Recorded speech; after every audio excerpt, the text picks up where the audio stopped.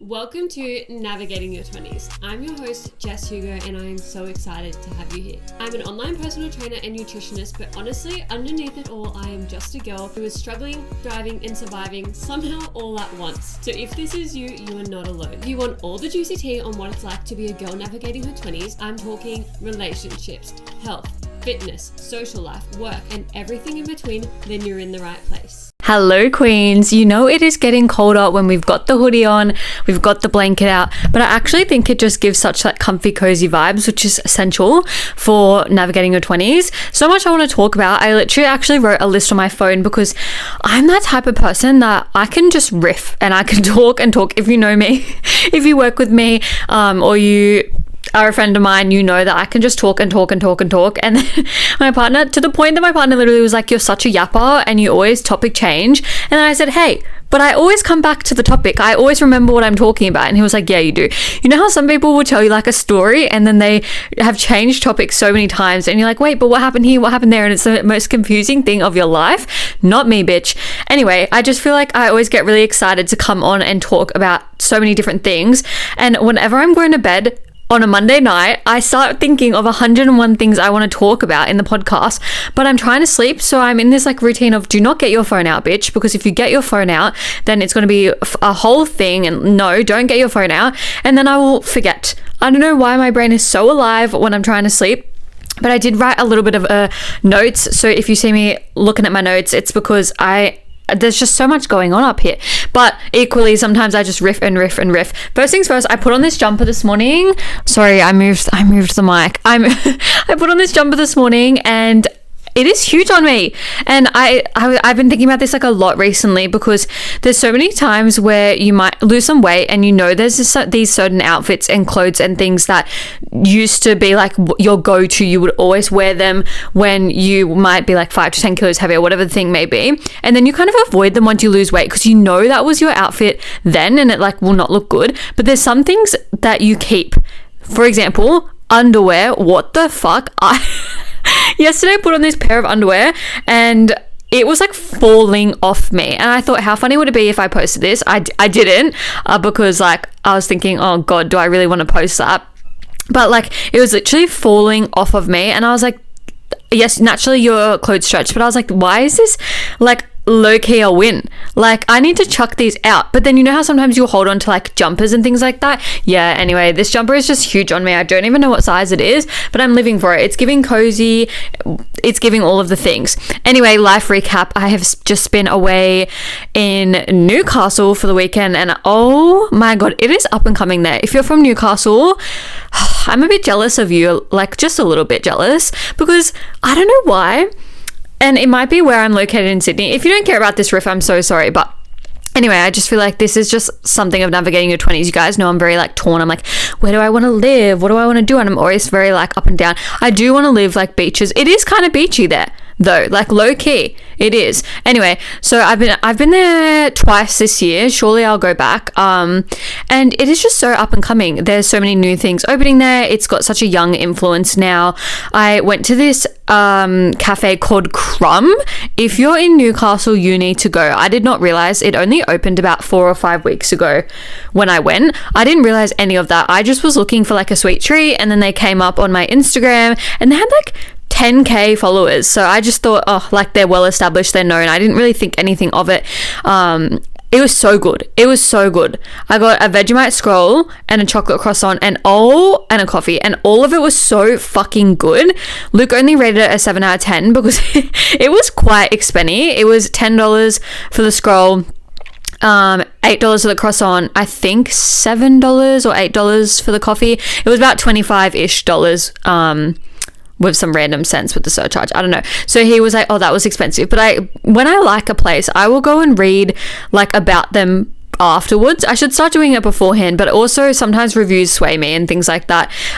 If I'm in an unfamiliar place, like if it's somewhere in Sydney and I've been there before and whatever, I don't give a fuck, or if I've heard of it or I know friends that have been there. But if it's like somewhere where I don't really know where I am, I will be reading reviews, and sometimes they are right. But anyway, so I didn't look them up afterwards because the experience was so good. I looked them up and they only opened 4 or 5 weeks ago at the time, and the guy is like a pastry chef, and I was like, well, that was why it was so expensive. Also, it was worth it. It was so good, and the vibes were just so good. Everything was so good. I need to stop yapping about it. But the thing is, I always get a lot of questions. See, I'm always going somewhere.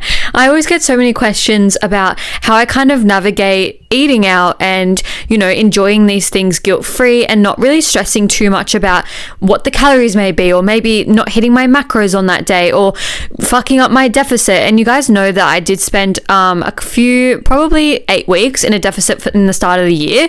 And then I was this is a realization I had recently. I was kind of in it but not in it, because life was changing really rapidly for me in business and in life, and I went from having a few spots to full capacity, and my whole schedule changed, and I was feeling really maxed out almost, and lots of changes have been happening. I'm feeling better now, but before it was all happening at once, and I just found it hard to prioritize my deficit. But in my head I was still in my deficit, so mentally I was fatiguing telling myself that I was in the deficit, but I also I knew I wasn't. And when I say that, I was still doing all the things. I was still doing all my training sessions, I was still doing my cardio sessions, I was still hitting my steps, I was actually ticking off all the boxes still, but it was my nutrition that was lacking only because of poor timing.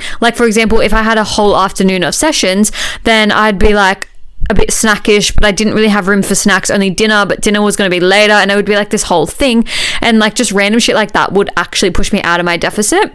But I was convinced in my head I was in my deficit. And this happens when you get really busy and you get kind of behind the ball with your nutrition. Shit kind of goes belly up and you don't realize, because you're still doing your sessions and you're still doing your steps and all of the things. And I always talk about, this is why it's really important as well. If you're just an average person who has a normal job, your job isn't health and fitness and things like that, you shouldn't be running through your own deficits, because I actually find it gets really emotional and you get really in your head. And I can reflect on this and know, actually I wasn't eating that well and whatever, because I am a coach and I just had to look at the data, and I can really look at the data now. But I know even before I was coach, when I was trying to initially lose weight, it gets really hard because you won't see changes on the scale, and then you'll start stressing and think, oh, what should I change? Should I increase my steps? Should I lower my... Actually, no one ever wants to increase their steps. They're always I'm going to lower my calories. I'm going to how low can you go? Because I found on sometimes when I would lower it a little bit, then I would be more hungry, and it would be a little bit of a mind fuck. And I'm okay, cool, let's actually just increase your output, then lower your calories even more.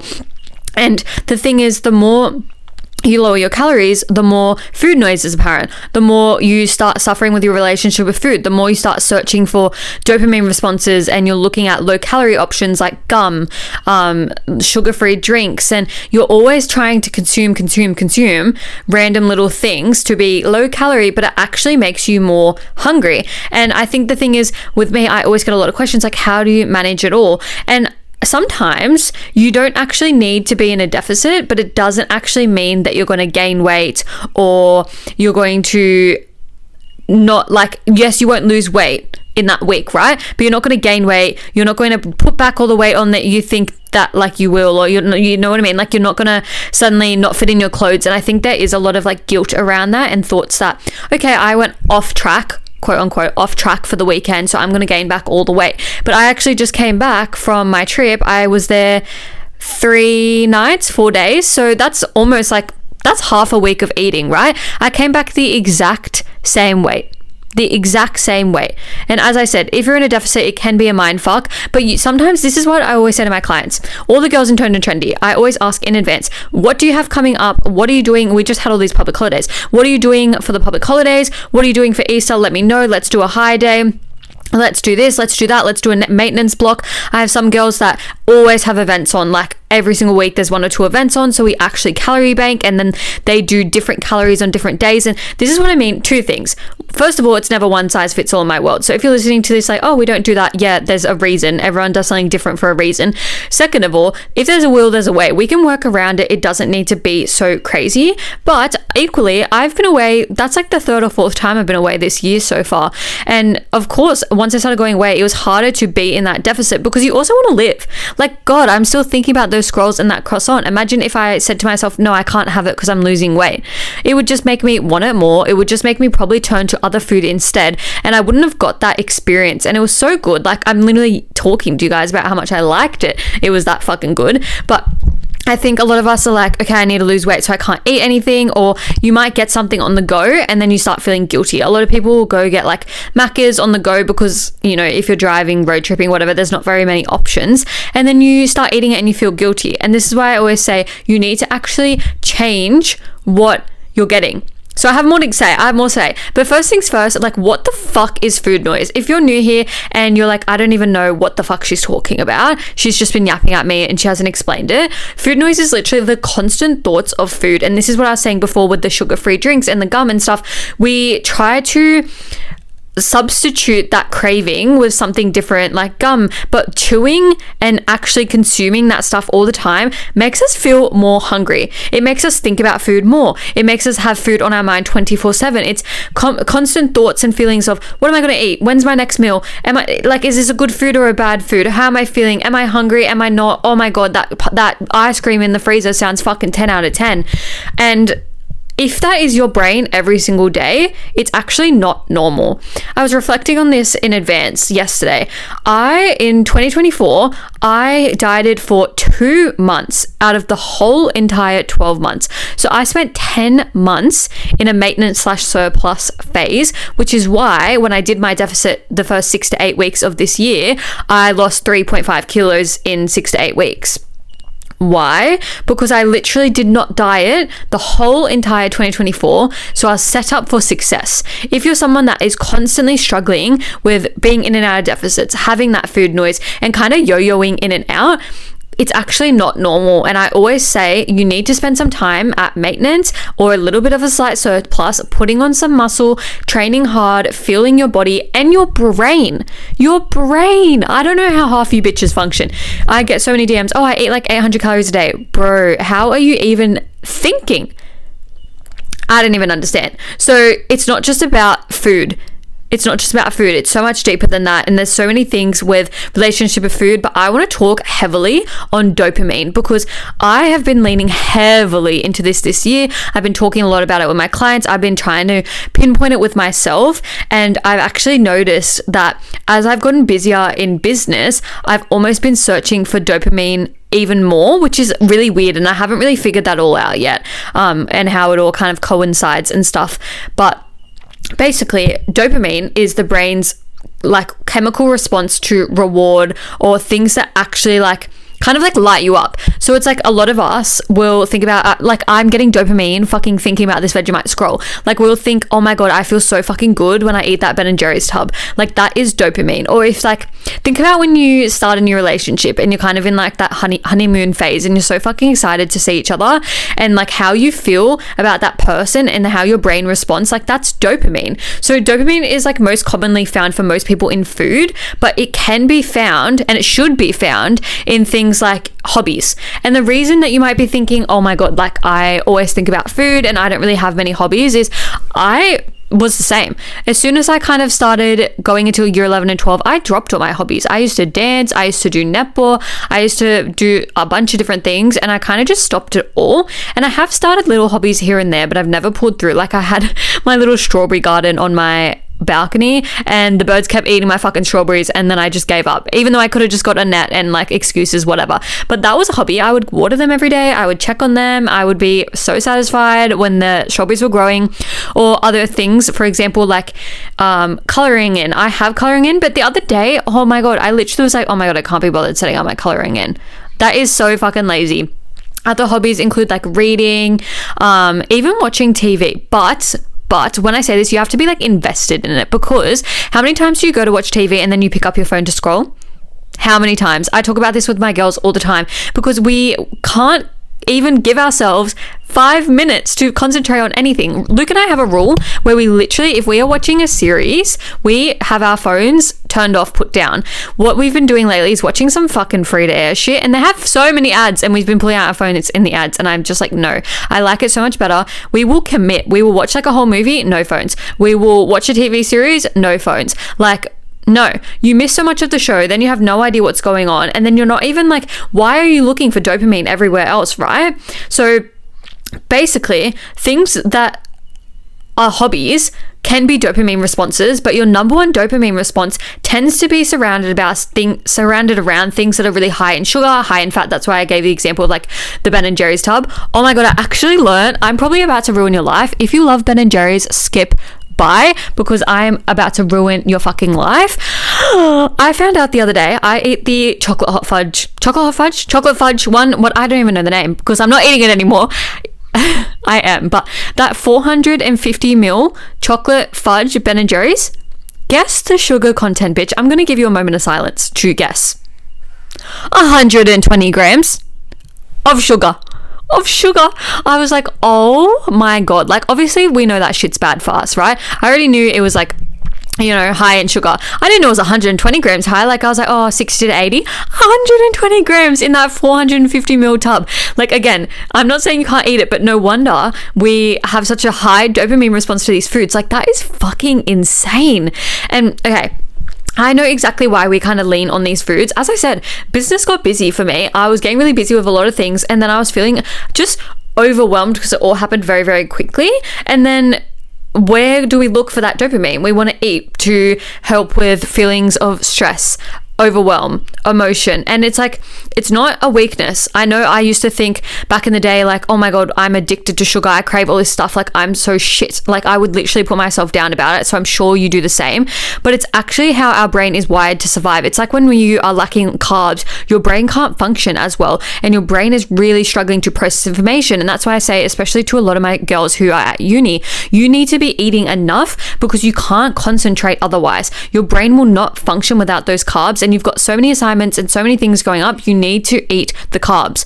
But this needs to be in a balanced response. I know that I used to, with uni, because I was at uni for 2 years, I would turn to food all the time. And that's how I gained so much weight, because I would get so stressed about everything I had going on. I used to have a countdown on my laptop of all my assessments, and they would be like every day in a row. They never spread that shit out, but I would be so stressed of everything I had going on. So I would turn to food when really I just needed to have some water, eat some more carbs, good carbs, not fucking shit sugary carbs, get outside and get some fucking fresh air. And it's like, this really hits in your 20s because stress is coming from everywhere. It's coming from uni, it's coming from friends, it's coming from relationships, it's coming from work. And it's like, whoa, all of that is draining your dopamine, but how can you get a quick fix? Fucking food. And it's like, oh, this is how, like, have you ever kind of just gained a lot of weight out of nowhere, or felt like your body has just changed really rapidly and you're kind of like, what the fuck's going on? And then you kind of think it's the season of life. You've had so much going on with uni and work, maybe you're changing jobs, maybe you've gone through a breakup, and you're like, what the fuck is going on with me? It's because we turn to quick dopamine responses. And I think none of us realize this, but it gets so heightened in a deficit. And that's why I always say, I always ask, if you inquire with me, you know this, I always ask what your relationship with food is like. What's your, like, what type of relationship do you have with nutrition? What is your dieting history? I ask all these things. And I think sometimes people are like, oh my God, she's asked me so many questions. The reason being is I'm trying to work you out and understand if you're even ready to be in a deficit phase, because not everyone is ready to be. Something that I think a lot of us lie to ourselves. We think we're really ready to lose weight and be in that deficit phase, but it actually is a lot of a mental capacity and a mental load. And I don't think a lot of us realize how much it takes to sometimes be in a deficit. If you have a lot going on, just don't go in one. And I understand it's like, oh, I want to change things, I want to do this, I want to do that. Increase your output and keep your calories semi-high, because as soon as they drop low, over restriction, more food noise. Then what's on your mind 24/7? How much you hate your diet, how miserable you are, how shitty dieting is, how hard dieting is, food, how you can't fit any food in. And it's just like, whoa. And I've talked about this before. The second you tell yourself you can't have something, you've pedestaled it, and that's all you want. Again, I've talked about this. You need to treat yourself like a toddler with it. If you want to know more, go back to that episode that I did. But essentially, you've put it on a pedestal, you told yourself you can't have it, and now that's all you're thinking about. So we all know that food should not be the number one dopamine response, but we just don't know how to, what the fuck does that mean? Like, what am I supposed to do then? Because that is the quickest hit of dopamine I can get.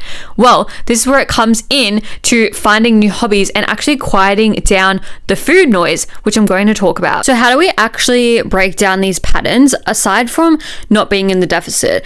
And I know I talk about this a lot. So if you're still in this kind of situation where you're confused, girl, I don't know where you've been. I feel like I'm always yapping about this, but start eating enough and giving your body the fuel it needs.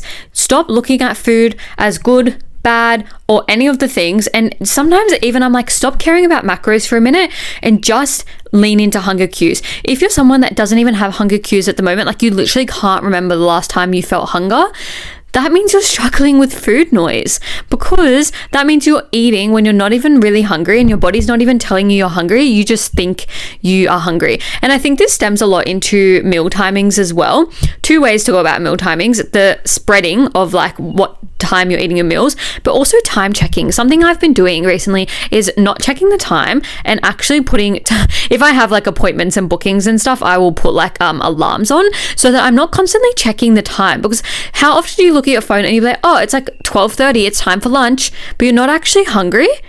And then it's like you're just convincing yourself you're hungry because that's the time that everyone else is eating. Does that make sense? Like, and I think it's like I'm moving. I think it's a thing with like school and stuff. Like you literally are told what time you have to eat lunch and go out for recess and whatever. And then your whole life you're kind of like, oh, well, it's 12:30, so it's lunchtime.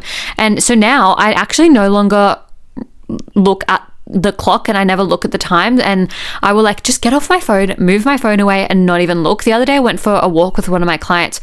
I had my phone in my pocket the whole entire time. I was like, I don't even know what time it is. And that's actually really nice. Like I time blocked to have enough time to be there so that I didn't need to stress about having enough time and things like that. And I think constantly looking at the time and associating times with when to eat and things like that contributes to food noise and contributes to feeling like you're hungry when you're actually not. But also meal timing. So if your first meal was like at 9 a.m. and you still haven't eaten by 3 p.m., there's something going on. There is something going on. So have discernment with what I'm saying. But if it's like you ate at 9 a.m. for breakfast and then you tell yourself that at 12 you need lunch, I would be moving away from actually looking at the time all the time, because I think that is a massive thing. So on terms of building the new dopamine response, it's kind of like, okay, can we go make new friends? Can we join something new? One of my clients runs a book club. How fun would it fucking be? Unfortunately, it's romance, but unfortunately for me, fortunately probably for most of you, because I think a lot of girls enjoy romance. I don't. But where can you go join a book club, a social netball club, or social soccer, like a sporting club? What's your passion project? I actually wish I knew how to knit. I wish I knew. And I think that would use so much time and give me so much dopamine. And like, it would be probably frustrating. I'd probably fuck up all the time, but just little things like that. So we're not always just like looking to food. Like how often are you bored and then you go look in the fridge? I know I do that a lot. And then I'll say to myself, I'm actually not hungry. Like, why am I even looking in the fridge right now? Lastly, take it off the fucking pedestal. I know I just mentioned this, but instead of actually looking at foods as like a thing you can have, you can't have, and actually making it this whole thing, look at food at what actually makes me feel good. I was talking to one of my clients this morning. She was like, I had takeaway Friday, Saturday, and Sunday, and I am feeling like shit today. And I was like, I can kind of tell that you've been eating shit because your energy is a little bit like off and you're not PBing. Like she actually was quite lethargic in the session, and she was like, I've just been feeling so bloated, so shit. Like I've been eating so shit. And I was like, eat shit, feel shit. Literally eat shit, feel shit. And she was like, I know, like it's so bad. And I was like, no one ever understands this. And I've talked about this as well. Like it really contributes to your like mindset and like your mental capacity. I don't want to say your mental health, because obviously there's diagnoses and things. So please, again, have discernment, but it does impact your mental health. Sometimes eating that, like it's actually scientifically backed. Eating that food the chemical response in your brain can literally make you so moody, so lethargic. And do you ever like go and eat a meal like that and then you're feeling very heavy, greasy, tired, lethargic, and you kind of just snap at someone? That is what that food is designed to do. And again, there's no good food and bad food. I literally ate a Macca's burger on the weekend. Like it's okay, but actually leaning into how is this food contributing to my relationship with food. If you're feeling guilty about it, if you're feeling neutral about it, if your body's responding into a particular way, like I want you to lean into that and think about the dopamine response. How are you responding? Because how often do you eat like the Ben & Jerry's tub? Sorry, I'm using her a lot because I'm RIP to her. 120 grams of sugar. Especially you eat it like normally before bed, like for dessert. That's a lot. No wonder you have shit sleeps. That's a whole nother topic. But anytime I eat kind of late or eat something like sugary before bed, I always have a bad sleep because I track all my sleeps. Anyway, sorry. my God, I sidetracked and now I can't remember what I was saying. I just told you all that I'm so good at that and now I don't know what I was saying about it. Oh my God. Oh no, sorry. When you eat chocolate, for example, I'm using chocolate because that's my favorite thing, but think about your favorite thing. When you eat that, how do you feel within the first 5 minutes of eating it? Fucking 10 out of 10. It's hitting the taste buds. It's like the whole feeling is elevated, especially if you're craving it, like, fuck yeah, I wanted this, like, this is the best thing ever, right? But then how do you feel like 10, 20 minutes later? Feelings of guilt, feelings of overwhelm, stressing that you've gone over your deficit, all of the fucking things. And it's like, this 0 to 100, this all or nothing is what's fucking you up and why you're not living in your dream toned body. Like, that's literally exactly why I still have my dream toned body, even though I had the croissant with the chocolate and I had the scroll. I also had a cinnamon scroll the day before and they were all so yum. Did I even care about the calories? No, I got them from patisseries and cafes. I enjoyed the moment. I came back the exact same weight. Like, I think it's because we all get in this, like, we have to be losing weight, but you actually can just enjoy life and remain the same weight and maintain your weight. And you know what? Maybe you ate a little bit more on the weekend. Get into the gym, pump out a good session, hit some PBs, and actually, like, do the damn thing. You know what I mean? So let's start showing up as our future self, the future self and energy. And I've talked about this, but reminders here. Imagine the version of you who wakes up super energized, feeling clear on your goals, feeling great about everything, feeling confident in yourself, and just loving what you see in the mirror. Imagine that version of yourself and show up as her. Show up as her, because you know what? You might have had a bad day yesterday, right? It might have just been a complete fucking write-off. But you know what you bring into the next day and the next day and the next day? That same goal. You still know, whether it's in the back of the mind or the forefront of your mind, you still know that you want to lose weight, you want to tone up, you want to do this, you want to do that, like whatever your thing may be, right? You know that. That stays with you every single day, whether you're on track, off track, whatever the thing may be, which means it is really important. In terms of food noise and all the things, like, honestly, something I've been trying to figure out and like really just make really plain and simple to our brains, because we have to be nice to our brains because they're not very nice sometimes, is food is just food. It helps us survive. It keeps us healthy.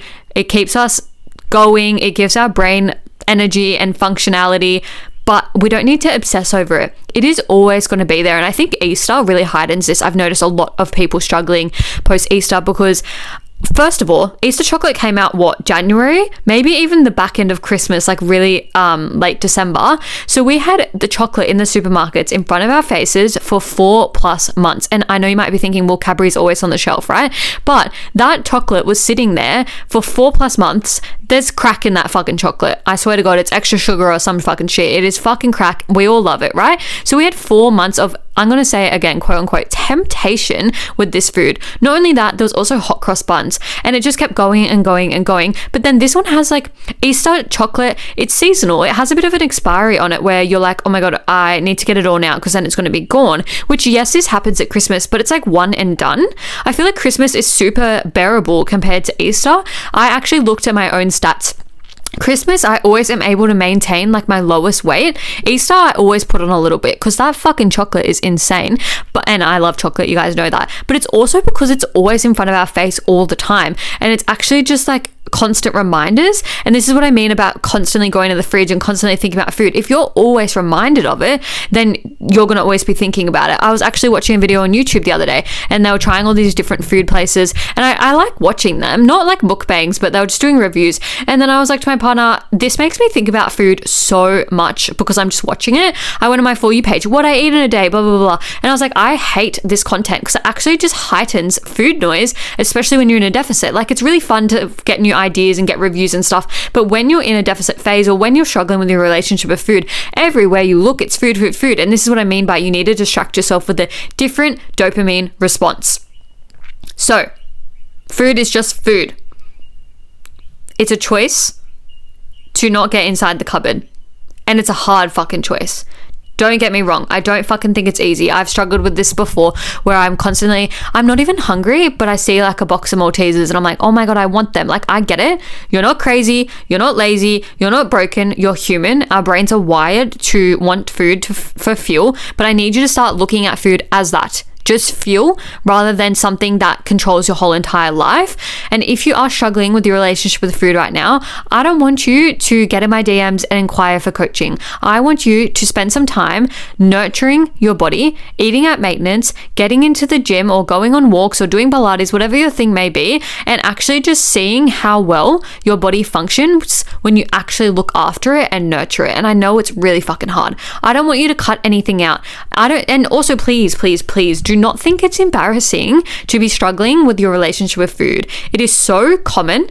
Almost every single girl in their 20s is struggling with their relationship with food to some extent. I've gone through my own phases where I'll be fucking good. I'll be so good. And then it'll just like good meaning like I'll have no problems. I won't be thinking about food. And then out of nowhere, it's like consuming. And it's like you need to look around you at your friendships, what you're consuming on social media. As I just said, are you watching heaps of food content?